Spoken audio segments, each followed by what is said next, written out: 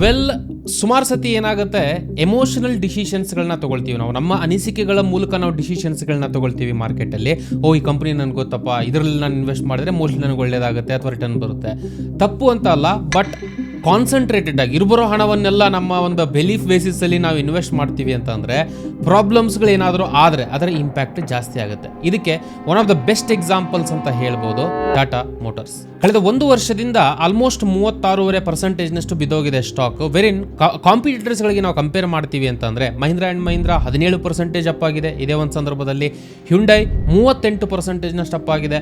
Maruti Suzuki 19% up ಆಗಿದೆ. So ಇವತ್ತಿನ ವಿಡಿಯೋನ ಇದೇ ಉದ್ದೇಶವಾಗಿ ನಾವು ಮಾಡ್ತಾ ಇರತಕ್ಕಂಥದ್ದು. ಟಾಟಾ ಮೋಟರ್ಸ್ ಸದ್ಯದ ಒಂದು ಸಿಚುವೇಶನ್ ಅಲ್ಲಿ ಯಾವ ರೀತಿಯಾದಂತಹ ಒಂದು ಪ್ಯಾರಾಮೀಟರ್ಸ್ಗಳನ್ನ ಹೊಂದಿದೆ, ಏನಕ್ಕೆ ಬೀಳ್ತಾ ಇದೆ, ಇದೆಲ್ಲ ಸುಮಾರು ಜನಕ್ಕೆ ಗೊತ್ತಿರಬಹುದು. ಬಟ್ ಎಟ್ ದ ಮೂಮೆಂಟ್ ಯಾವ ರೀತಿಯಂತ ನಿರ್ಧಾರಗಳನ್ನ ತಗೊಳ್ಬಹುದು based on the present data, ಇರತಕ್ಕಂಥದ್ದು ಡೇಟಾವನ್ನ ಸ್ಟೆಪ್ ಬೈ ಸ್ಟೆಪ್ ಮಾಹಿತಿಗಳ ಮೂಲಕ ಅರ್ಥ ಮಾಡ್ಕೊಳ್ಳೋಕೆ ಹೋಗ್ತಾ ಇದ್ದೀವಿ.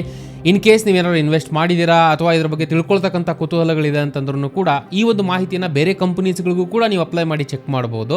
ಯಾವ ರೀತಿಯಾಗಿ ಫಂಡಮೆಂಟಲಿ ಆ ಕಂಪನಿ ಅಥವಾ ಟೆಕ್ನಿಕಲಿ ಆ ಕಂಪನಿಯನ್ನು ನಾವು ಅನಲೈಸ್ ಮಾಡಬಹುದು ಬೇರೆ ಬೇರೆ ರೀತಿಯಂಥ ಆ್ಯಂಗಲ್ಸ್ಗಳಿಂದ. ಸೊ ಹಾಗಾಗಿ ಎಂಡ್ವರೆಗೂ ಈ ವಿಡಿಯೋ ನೋಡ್ತಕ್ಕಂಥದ್ದು ತುಂಬ ಮುಖ್ಯ. ಕೊನೆವರೆಗೂ ನೋಡಿ, ಕಂಪ್ಲೀಟ್ ಮಾಹಿತಿಗಳು ನಿಮಗೆ ಅರ್ಥ ಆಗಬೇಕು ಅಂದರೆ.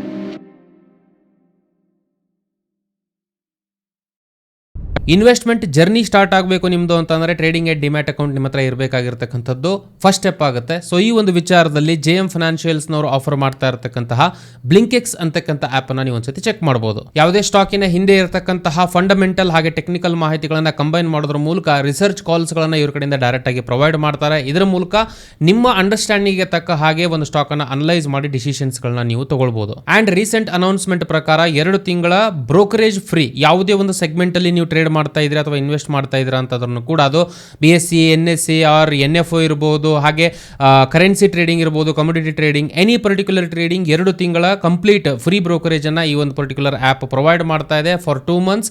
ಹೊಸದಾಗಿ ಯಾರು ಅಕೌಂಟ್ ಓಪನ್ ಮಾಡ್ತಾರೋ ಅವರಿಗೆ. ಆ್ಯಂಡ್ ಆಪ್ಷನ್ಸ್ ಟ್ರೇಡಿಂಗ್, ಈ ಥರದ ಒಂದು ಆಕ್ಟಿವ್ ಟ್ರೇಡಿಂಗ್ ಅಲ್ಲಿ ನೀವು ಇನ್ವಾಲ್ವ್ ಆಗಿದ್ರೆ ಇವರ ಫ್ಲಾಶ್ ಟ್ರೇಡ್ ಅಂತಕ್ಕಂಥ ಫೀಚರ್ ತುಂಬಾ ಹೆಲ್ಪ್ಫುಲ್ ಆಗುತ್ತೆ. ವಾಲ್ಯೂಮ್ ಅನಾಲಿಸಿಸ್ ಇರ್ಬೋದು, ಆಪ್ಷನ್ ಚೈನ್ ಅನಾಲಿಸಿಸ್ ಇರ್ಬೋದು, ಇದ್ರ ಜೊತೆಗೇನೆ ಇದೇ ಡೈರೆಕ್ಟ್ ಅನಾಲಿಸಿಸ್ ವಿಂಡೋದಿಂದ 1 ಕ್ಲಿಕ್ ಅಲ್ಲಿ ಆರ್ಡರ್ ಪ್ಲೇಸ್ ಮಾಡ್ತಕ್ಕಂಥ ಅವಕಾಶನೂ ಕೂಡ ಇವರ ಆ್ಯಪ್ ತಂದು ಕೊಡುತ್ತೆ. ಯಾರಿಗೆ ಆಸಕ್ತಿ ಇದೆಯೋ ಅವರು ಚೆಕ್ ಮಾಡಬಹುದು. ಲಿಂಕ್ ಅನ್ನ ಡಿಸ್ಕ್ರಿಪ್ಷನ್ ನಾನು ಕೊಟ್ಟಿರ್ತೀನಿ. 2 ತಿಂಗಳ ಫ್ರೀ ಬ್ರೋಕರೇಜ್ ಇವರು ಆಫರ್ ಮಾಡ್ತಾ ಇದ್ದಾರೆ ಎಲ್ಲಾ ಸೆಗ್ಮೆಂಟ್ಗೂ ಕೂಡ ಹೊಸ ಅಕೌಂಟ್ ಓಪನ್ ಮಾಡ್ಕೊಳ್ತಕ್ಕಂಥವ್ರಿಗೆ. ಸಬ್ಜೆಕ್ಟ್ ಕಡೆಗೆ ಮೂವ್ ಆಗೋಣ.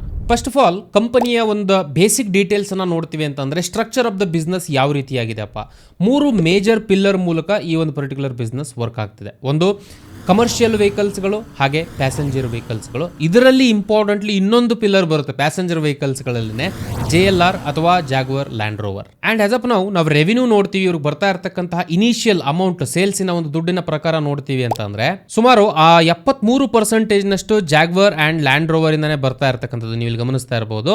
Commercial vehicles 16.3%, passenger vehicles like Tata punch, Tata Nexon ಈ ರೀತಿಯಂತಹ ಒಂದು ಕಂಪನೀಸ್ಗಳಿಂದ 10.5% ಅಷ್ಟೇ ಈ ಒಂದು ಪರ್ಟಿಕ್ಯುಲರ್ ಮಾಹಿತಿ ಪ್ರಕಾರ ಬಿಸ್ನೆಸ್ ಬರ್ತಾ ಇರತಕ್ಕಂಥದ್ದು. So it is very clear and straight forward. ನೀವು ಟಾಟಾ ಮೋಟರ್ ಶೇರ್ನ ಬೈ ಮಾಡ್ತಿದ್ದೀರಾ ಅಂತಂದ್ರೆ ಲಿಟ್ರಲಿ 70-75% JLR ಅಲ್ಲಿ ನೀವು ಇನ್ವೆಸ್ಟ್ ಮಾಡ್ತಿದ್ದೀರಾ ಅಂತ ಅರ್ಥ. This is an important information. ಇದ್ರ ಬಗ್ಗೆ ನಾವು ಮಾತಾಡ್ತಾ ಹೋಗ್ತೀವಿ, ಕರೆಕ್ಟಾಗಿ ಗಮನ ಕೊಡಿ. ಇನ್ನು ಲೊಕೇಶನ್ ವೈಸ್ ರೆವಿನ್ಯೂ ನೋಡ್ತೀವಿ ಅಂತಂದ್ರೆ ಯು ಕ್ಯಾನ್ ಸಿ ಇಂಡಿಯಾದಿಂದ 27%, USA 21.4 ಆ್ಯಂಡ್ ಅದರ್ಸ್ ಇಂದ 14.5%, ಚೀನಾದಲ್ಲೂ ಇವರ ಒಂದು ಪ್ರೆಸೆನ್ಸ್ ಇದೆ 12.5%, UK 12.4, rest of Europe 11.7%. So ಪ್ರಶ್ನೆ ಏನಪ್ಪಾ ಅಂತ ಅಂದ್ರೆ ಇಲ್ಲಿ ಬೇರೆ ಕಾಂಪಿಟೇಟರ್ಸ್ಗಳು ಇನ್ಫ್ಯಾಕ್ಟ್ ಇಂಡೆಕ್ಸ್, ಆಟೋಮೊಬೈಲ್ ಇಂಡೆಕ್ಸ್ ನೋಡ್ತೀವಿ ಅಂತಂದ್ರೂ ಕೂಡ ತೀರಾ ವರ್ಸ್ಟ್ ಕಳಪೆ ಪರ್ಫಾರ್ಮೆನ್ಸ್ ಅಂತ ಇಲ್ಲ ಲಾಸ್ಟ್ 1 ವರ್ಷದಲ್ಲಿ. But Tata motors more than 30-45% ವರೆಗೂ ಹೋಗಿಬಿಟ್ಟು ಬಂದಿರತಕ್ಕಂಥದ್ದು ಫಾಲ್.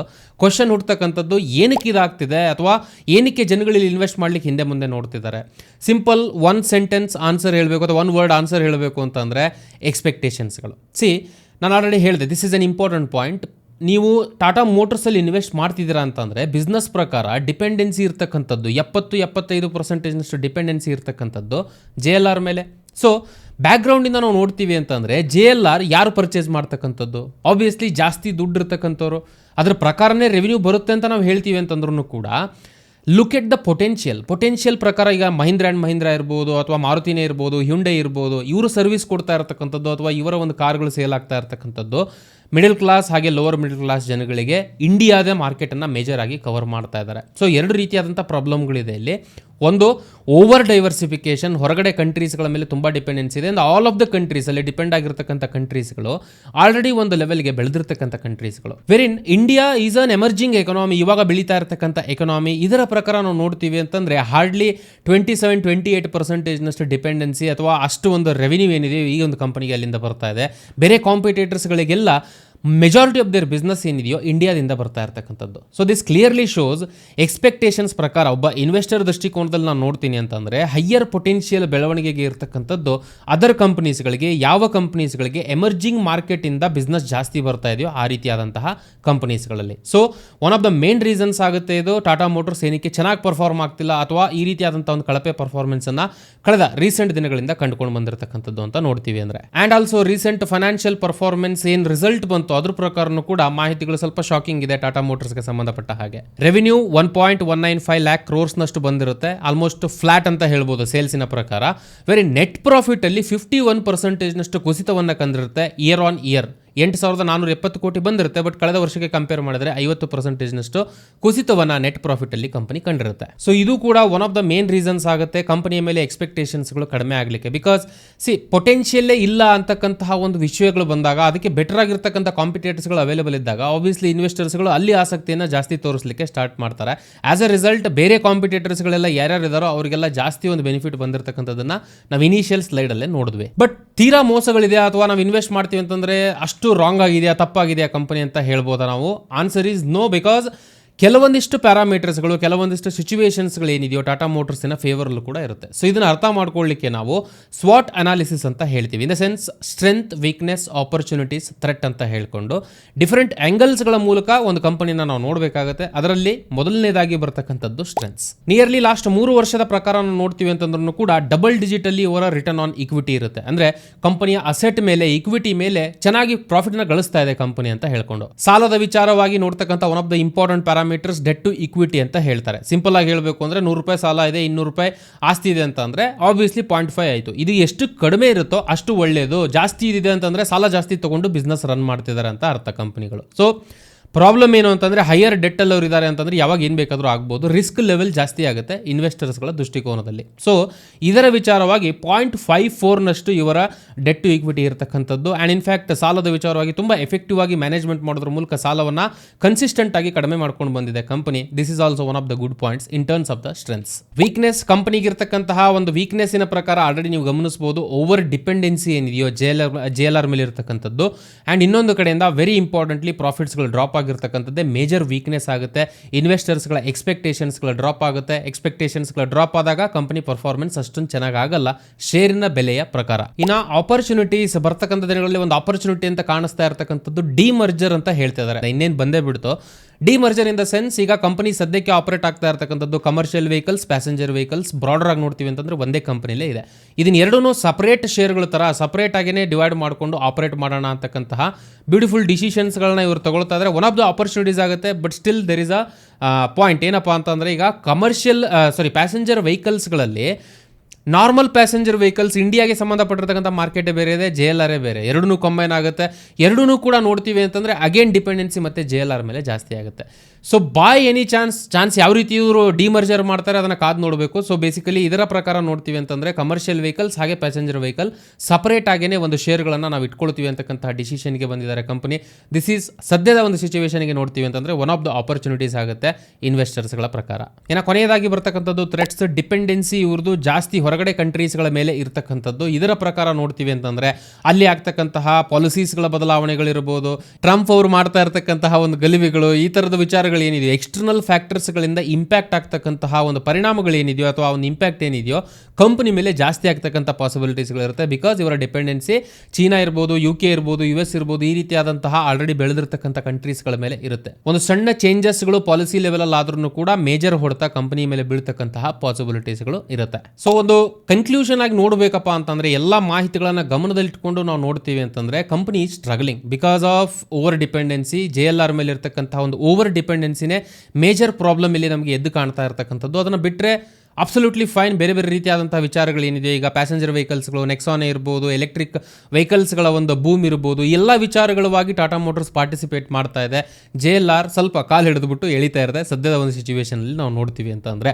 ಸೊ ಓವರಾಲ್ ಆಗಿ ನಾವು ನೋಡ್ತೀವಿ ಅಂತಂದರೆ ಈ ಒಂದು ಸ್ಟಾಕ್ ಏನಿದೆಯೋ ತುಂಬ ಅನ್ಸರ್ಟನಿಟೀಸ್ಗಳು ಹೊಂದಿರತಕ್ಕಂತಹ ಒಂದು ಸ್ಟಾಕ್ ಆಗಿರುತ್ತೆ. ಒಬ್ಬ ಇನ್ವೆಸ್ಟರ್ ಆಗಿ ನಾವು ನೋಡ್ತೀವಿ ಅಂತ ಅಂದರೆ ಕಂಪೇರಿಟಿವ್ಲಿ ನಾವು ನೋಡ್ತೀವಿ ಅಂತಂದರೆ ಬೇರೆ ಕಂಪ್ನೀಸ್ಗಳು ಬೇರೆ ಬೇರೆ ರೀತಿಯಂಥ ಇವರ ಕಾಂಪಿಟೇಟರ್ಸ್ಗಳಿಗೆ ನಾನು ಆಲ್ರೆಡಿ ಹೇಳಿದೆ, ಕಂಪೇರ್ ಮಾಡಿ ನೋಡಿದಾಗ ಬೆಟರ್ ವ್ಯಾಲ್ಯೂಯೇಷನ್ಸ್ಗಳು ಹಾಗೆ ಬೆಟರ್ ಎಕ್ಸ್ಪೆಕ್ಟೇಷನ್ಸ್ಗಳು ಬೇರೆ ಕಂಪ್ನೀಸ್ಗಳ ಮೇಲೆ ಕಾಣ್ತಾ ಇದೆ. ಇಲ್ಲಪ್ಪ ನಾನು ಟಾಟಾ ಮೋಟರ್ಸ್ನ ಕನ್ಸಿಡರ್ ಮಾಡಬೇಕು ಅಂತಕ್ಕಂಥ ಒಂದು ವಿಚಾರ ಅಂತ ಬಂದಾಗ ಅಂಡರ್ಸ್ಟ್ಯಾಂಡ್ ದ ನೇಚರ್. ಬಿಸ್ನೆಸ್ಸಿನ ನೇಚರ್ ಏನು ಅಂತಂದರೆ ಸ್ವಲ್ಪ ವಾಲಟಿಲಿಟಿ ಇರತಕ್ಕಂತಹ ನೇಚರು. ಬಿಕಾಸ್ ಅನ್ಸರ್ಟನಿಟೀಸ್ಗಳು ಅನಿಶ್ಚಿತೆಗಳು ತುಂಬ ಇರುತ್ತೆ ಈ ಕಂಪನಿಯಲ್ಲಿ.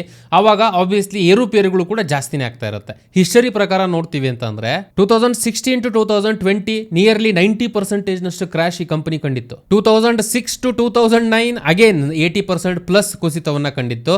ಆ್ಯಂಡ್ ವೆರಿ ರೀಸೆಂಟ್ ಆಗಿ ನಾವು ನೋಡ್ತೀವಿ ಅಂತ ಅಂದರೆ nearly more than 40-45% fall recent ಆಗಿ ಕಂಡಿರ್ತಕ್ಕಂಥದ್ದು. So it is very clear, ಬಿಸ್ನೆಸ್ಸಿನ ನೇಚರ್ ಆ ರೀತಿಯಾಗಿದೆ, ವಾಲಟಿಲಿಟಿ ಇದೆ. ವಾಲಟಿಲಿಟಿ ಇದ್ದು ನಾವು ಲಾಂಗ್ ಟರ್ಮ್ ಇಲ್ಲಪ್ಪ ಟಾಟಾ ಮೋಟರ್ಸ್ ನಮ್ಮ ಕಾನ್ಫಿಡೆನ್ಸ್ ಇದೆ ಅಂತಕ್ಕಂಥ ಒಂದು ಇಂಟೆನ್ಷನ್ ಇದೆ ಅಂತಂದರೆ ಸಮ್ ಪೋರ್ಷನನ್ನು ಇಟ್ಕೊಳ್ಬೋದು. But at the same time please understand, ಯಾವುದೇ ಒಂದು ಶೇರೇ ಇರ್ಬೋದು ಅಥವಾ ಒಂದು ಇನ್ವೆಸ್ಟ್ಮೆಂಟ್ ಅಂತಂದರೆ ಅದಕ್ಕೆ ತಕ್ಕ ಹಾಗೆ ವಾಲಟಿಲಿಟಿ ಹಾಗೆ ರಿವಾರ್ಡ್ ಎರಡೂ ಕೂಡ ವೇರಿಯೇಷನ್ಸ್ಗಳಾಗ್ತಾ ಇರುತ್ತೆ.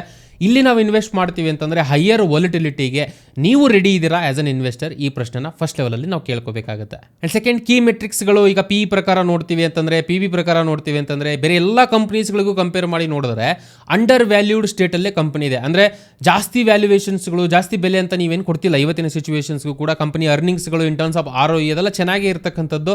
ಓನ್ಲಿ ಥಿಂಗ್ ಈಸ್ ಎಕ್ಸ್ಪೆಕ್ಟೇಷನ್ಸ್ಗಳು ಡ್ರಾಪ್ ಆಗಿದೆ ಕಂಪನಿ ಮೇಲೆ ಆಗ್ತಾ ಇರತಕ್ಕಂತಹ ವಾಲಟೈಲ್ ನೇಚರಿನ ಬೇಸಿಸಲ್ಲಿ. ಸೊ ಹಾಗಾಗಿ ಈ ಒಂದು ಹೈಯರ್ ಏರುಪೇರಿಗೆ ನೀವು ರೆಡಿ ಇದ್ದೀರಾ ಅಂತಂದಾಗ yes you can take a call. But ಎಲ್ಲ ಅಮೌಂಟನ್ನು ಒಂದೇ ಕಡೆಗೆ ಹಾಕ್ತಕ್ಕಂಥದ್ದು any given point in time suggested ಅಲ್ಲ. ಸೊ ಆ ರೀತಿಯಾಗಿ ನೀವು ಆಟೋಮೊಬೈಲ್ ಸೆಕ್ಟರ್ ಮೇಲೆ ಇನ್ವೆಸ್ಟ್ ಮಾಡಬೇಕು ಅಂತಂದರೆ ಮಲ್ಟಿಪಲ್ ಕಂಪನೀಸ್ಗಳ ಒಂದು ಬ್ಲೆಂಡ್ ಆಗಿ, ಈಗ ನೋಡಿ ಫಾರ್ ಎಕ್ಸಾಂಪಲ್ 20% M&M, 20% ಮಾರುತಿ ಇರ್ಬೋದು. ಈ ರೀತಿಯಾಗಿ ನೀವು ಡಿವೈಡ್ ಮಾಡಿಕೊಂಡು ಮಾಡಿದಾಗ ಒಂದಲ್ಲ ಒಂದು ನಿಮ್ಮ ಫೇವರಲ್ಲಿ ವರ್ಕ್ ಆಗ್ತಾ ಇರುತ್ತೆ. At the end of the day it is not about Tata motors ಬಗ್ಗೆ ಅಲ್ಲ ಇಲ್ಲಿ ಡಿಸ್ಕಷನ್ ಆಗ್ತಾ ಇರ್ತಕ್ಕಂಥದ್ದು. ನಮ್ಮ ಹಣದ ಬಗ್ಗೆ, ನಾವು ಹಣವನ್ನು ಟೇಬಲ್ ಮೇಲೆ ಇಡ್ತಿದ್ದೀವಿ ಅಂತಂದರೆ ಎಷ್ಟು ಕೇರ್ಫುಲ್ ಆಗಿ ನಾವು ಅದನ್ನು ಫಸ್ಟ್ ಲೆವೆಲಲ್ಲಿ ನೋಡ್ಕೊಳ್ತೀವಿ. Remember, Warren Buffett first rule ಏನಪ್ಪ ಅಂತಂದರೆ never lose your money in stock market. And second rule, never forget your first rule. Because ಹಣವನ್ನು ಕಳ್ಕೊಳ್ಬಾರ್ದು, ಒಂದು ಹಣವನ್ನು ಕಳ್ಕೊಳ್ಳದೆ ಇರತಕ್ಕಂತಹ ರೂಲನ್ನು ಮರಿಬಾರ್ದು ನಾವು at any given point in time. ಅದು ಎಂಥ ಇನ್ಫಾರ್ಮೇಷನ್ ಕನ್ಫರ್ಮ್ಡ್ ಇನ್ಫಾರ್ಮೇಷನ್ ಇದೆ ಅಂತಂದ್ರೂ ಕೂಡ ಡೈವರ್ಸಿಫೈಡ್ ವೇದಲ್ಲಿ ಎಫೆಕ್ಟಿವ್ ಡೈವರ್ಸಿಫಿಕೇಷನ್ ಮೂಲಕ ಇನ್ವೆಸ್ಟ್ ಮಾಡ್ತೀವಿ ಅಂತಂದರೆ ಲಾಂಗ್ ಟರ್ಮಲ್ಲಿ ಬೆಳೀತಕ್ಕಂಥ ಪಾಸಿಬಿಲಿಟಿ ಇರುತ್ತೆ any particular share. And very importantly already 40-45% ಕುಸಿತ ಕಂಪನಿ ಬಿದ್ದುಬಿಟ್ಟಿದೆ. ಇಲ್ಲಿಂದ ಬಿದ್ದರೂ ಕೂಡ ಈಗ 90% ಬೀಳುತ್ತೆ ಅಂತಂದ್ರೂ ಕೂಡ ಇನ್ನು ಮೇ ಬಿ ಒಂದು 30-40% ಫಾಲ್ ಆಗ್ಬೋದು. ಲಾಂಗ್ ಟರ್ಮಲ್ಲಿ ಇಲ್ಲಪ್ಪ ಟಾಟಾ ಮೋಟರ್ಸ್ ಮೇಲೆ ಕಾನ್ಫಿಡೆನ್ಸ್ ಇದೆ ನನಗೆ ಅಂತಕ್ಕಂಥವ್ರು ಸ್ಮಾಲ್ ಅಮೌಂಟನ್ನು ಬೇಕಾದರೆ ಆಸ್ ಅನ್ SIP ಈ ರೀತಿಯಾಗಿ ಪ್ಲಾನ್ ಮಾಡ್ಕೊಳ್ತೀರಾ ಅಂತಂದ್ರೂ ಕೂಡ there is a potential. But again any given point in time ಇದು ಯಾವುದು ಬೈ ಸೆಲ್ ರೆಕಮೆಂಡೇಷನ್ಸ್ ಅಲ್ಲ. ಎಲ್ಲ ಒಂದು ಇನ್ವೆಸ್ಟ್ಮೆಂಟ್ಸ್ ಹಿಂದೆ ಒಂದು ಸರ್ಟನ್ ರಿಸ್ಕ್ ಅಂತ ಇರುತ್ತೆ, ಅದನ್ನು ಅರ್ಥ ಮಾಡಿಕೊಂಡು ಡಿಸಿಷನ್ಸ್ಗಳನ್ನ ತಗೊಳ್ತಕ್ಕಂಥದ್ದು ಸೂಕ್ತ.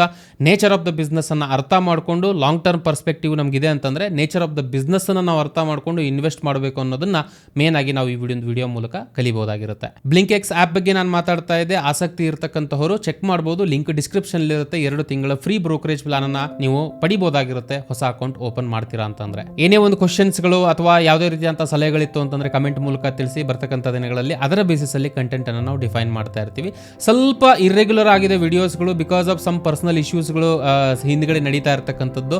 ಬಟ್ ಆದಷ್ಟು ಕನ್ಸಿಸ್ಟೆಂಟ್ ಆಗಿ ವಿಡಿಯೋಸ್ಗಳನ್ನು ನಾವು ಅಪ್ಲೋಡ್ ಮಾಡಲಿಕ್ಕೆ ಪ್ರಯತ್ನ ಪಡ್ತೀವಿ ಇನ್ಮೇಲಿಂದ. Thank you so much for your patience ಹಾಗೆ ಸಪೋರ್ಟ್. ಆದಷ್ಟು ಬೇಗ ಫೈನಾನ್ಷಿಯಲ್ ವಿಚಾರದಲ್ಲಿ ನೀವು ಬೆಳೀಲಿ.